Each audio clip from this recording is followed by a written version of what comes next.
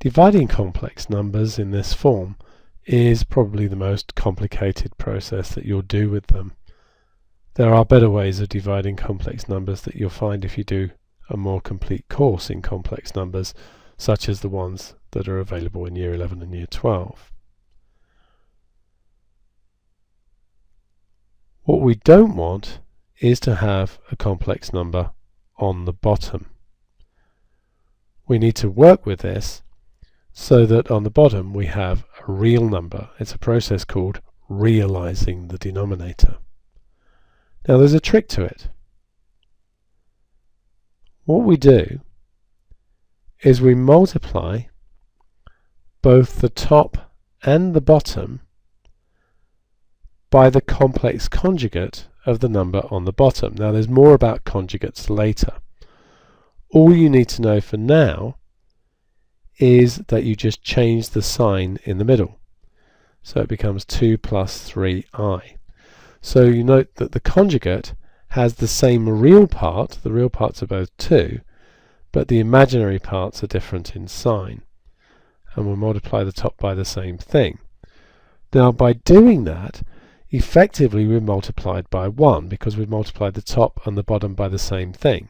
So we haven't changed the number, we're just changing the form in which it can be written.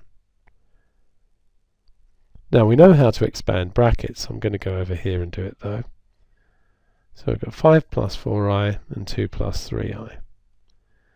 So that's going to give me 10 plus 15i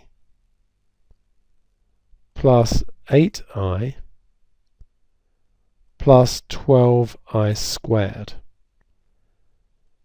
So that's 10 plus 23i, and I squared is -1, so take away 12, so that's going to be -2 add 23i. So the top becomes -2 plus 23i.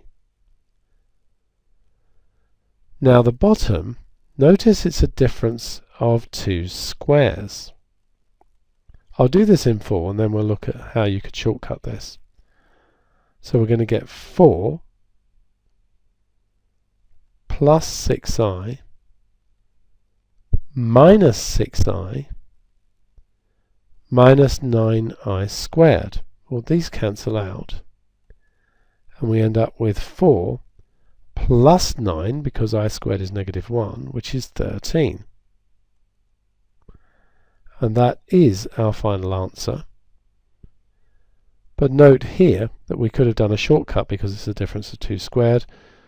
2 squared is 4, 3 squared is 9, so in this situation we can just do 2 squared plus 3 squared.